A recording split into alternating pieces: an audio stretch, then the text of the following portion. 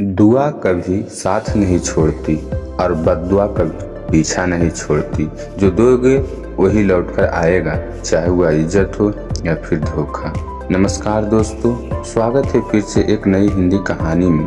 माँ का संदूक। 20 साल का रहस्य। सावित्री देवी 75 साल की हो गई है। सावित्री देवी के 3 पुत्र हैं। सावित्री जी के पति का देहांत तब हो गया जब वे 55 वर्ष की थी।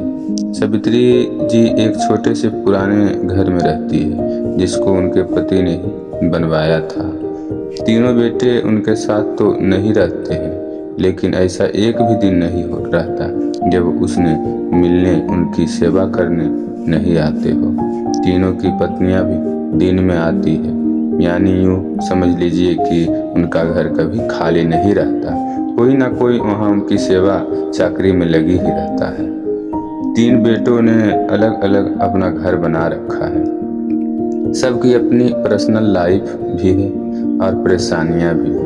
आदमी चाहे कितनी भी बड़ा बन जाए, उनकी परेशानी कम नहीं होती है। अमीर से अमीर इंसान को भी यह परेशानी होती है कि वो अमीर कैसे बना रहे। तीनों बेटों ने कई बार जिद भी की माँ उनके साथ जाकर वहाँ रहे, लेकिन उन्होंने कहा कि वो यही रहेगी।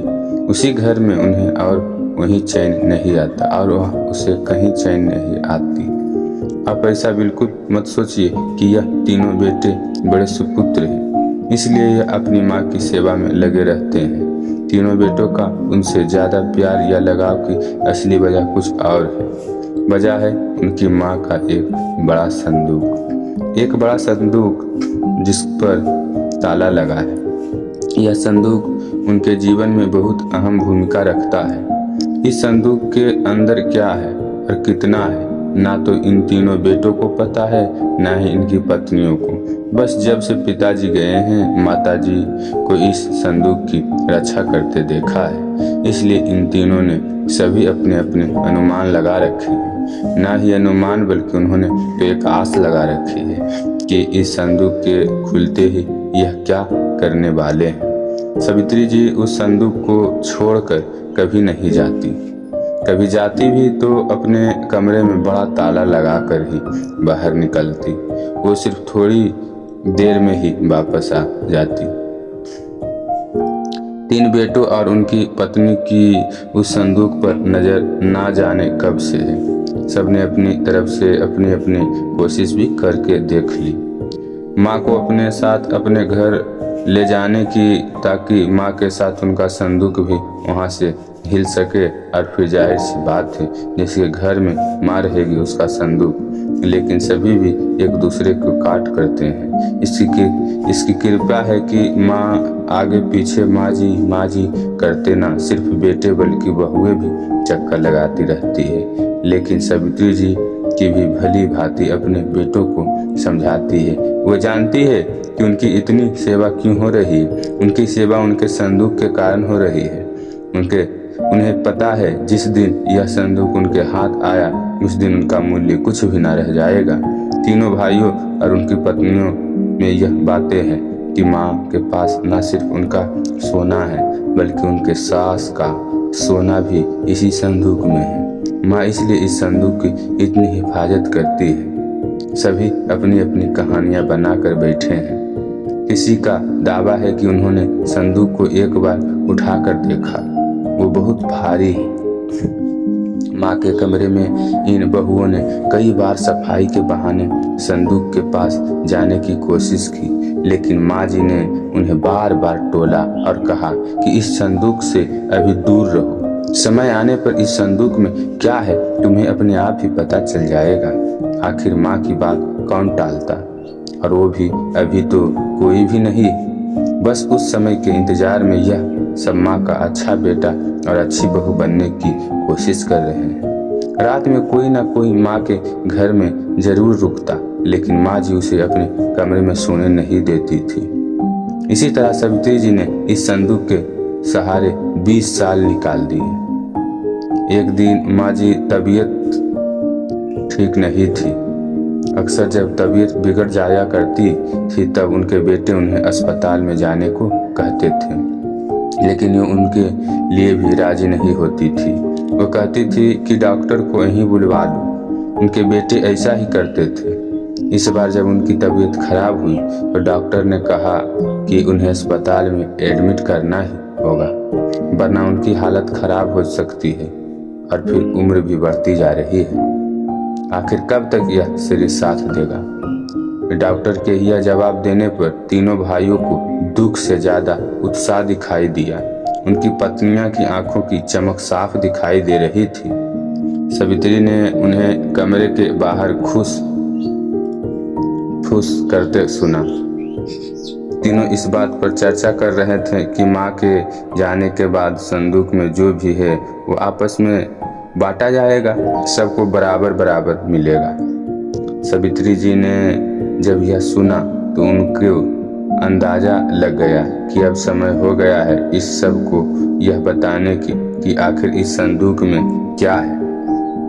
उन्होंने आवाज लगाकर अपने तीनों बेटों और बहू को अंदर बुलाया। सबने आते ही कहा, माँ अस्पताल चलते हैं, आप वहां जाकर ही ठीक होगी। माँ ने कहा कि पहले वो जान ले जिसके लिए तुम सब इतने सालों से चक्कर लगा रहे हो, उसके बाद तुम्हारी मर्जी। इस संदूक में तुम तीनों के लिए मेरे पास कुछ है जो मैं तुम्हें आज देना चाहती हूँ। माँ ने अपने तकिए के नीचे से एक चाबी निकाली और धीरे से खड़ी होकर संदूक को खोलने के लिए नीचे झुकी। वहाँ खड़े सभी बेटे और बहुओं की धड़कन तेज थी। आज उनके बरसों का इंतजार खत्म हो रहा था। माँ ने संदूक खोला और संदूक में 3 अलग अलग कपड़े में लपेटकर कुछ रखा हुआ था। सबकी आंखें बड़ी आश्चर्य के साथ उस संदूक की ओर थी।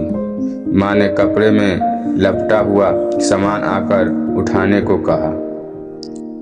तीनों बेटों ने एक एक सामान उठा लिया और उसे खोल कर देखा। कपड़ा खोलने के कमरे में मौजूद हर एक इंसान का मुंह फटा का फटा रह गया। उन कपड़ों में से निकला एक भारी पत्थर। तीनों के हाथों में था एक एक पत्थर। यह क्या माँ, इतने दिनों से तुम इन पत्थरों को संभाल कर रखी थी और हमें बेवकूफ बना रही थी। हमने सोचा तुमने गहने संभाल कर रखे हैं। माँ ने कहा, मैंने तुम्हें कब बेवकूफ बनाया? और गहने तो थे, बहुत थे, लेकिन कब किसके लिए कितने बेचे इसका मैंने हिसाब नहीं रखा। जब तुम्हारे पिता आखिरी समय में थे तब हमारे पास कुछ नहीं था। तुम तीनों ने शादी के बाद ऐसा मुंह फेरा। क्या तुम्हें पता है कि किस अभाव में उसका अंतिम समय गुजार पड़ा? उस समय भी उन्होंने तुम्हें कुछ नहीं कहा। उन्होंने उस समय भी मेरा सोचा। उन्हें पता था कि उनके जाने के बाद उनके बेटे मेरे साथ भी यही करने वाले हैं, इसलिए उन्होंने मेरे लिए इस संदूक का उपाय खोजा। देखो कितना सही उपाय दिया था। तुम लोगों को बेवकूफ बनाना या तुम लोगों से सेवा करना ना उसका मकसद था ना मेरा। वो तो चाहते थे कि उनके जाने के बाद मैं अकेली ना रहूं। बेटे मेरे साथ हो, मेरे आंखों के सामने, बस यही इच्छा थी। अब मैं शायद ज्यादा ना रहूं, इसलिए मैंने तुम्हें सच बता दिया। सभी बेटे बहू अब कमरे से बड़बड़ाते हुए और गुस्से से निकले। करीब 1 घंटे तक माँ के कमरे के बाहर ही सब एक दूसरे पर अपना गुस्सा निकाल रहे थे। बहस हो रही थी कि अब माँ को अस्पताल ले जाना है कि नहीं, और ले जाएंगे तो खर्चा कौन उठाएगा। माँ जी अपने बिस्तर पर लेटी हुई सब सुन रही थी। आपको यह कहानी कैसी लगी कमेंट कर जरूर बताइए। इसी तरह अच्छी अच्छी कहानी आप यहाँ पढ़ सकते हैं। यह उपस्थित शिक्षाप्रद कहानियाँ आपको मनोरंजन करने के साथ दिशा भी देगी, मोटिवेशन भी देगी। तो बने रहिए हमारे साथ और हमारे प्रयास के सफल बनाएं और कहानी को शेयर करें। Thank you. आज की कहानी यहीं तक रहने देते हैं। कल मिलते हैं एक नई जोश भरी कहानी में।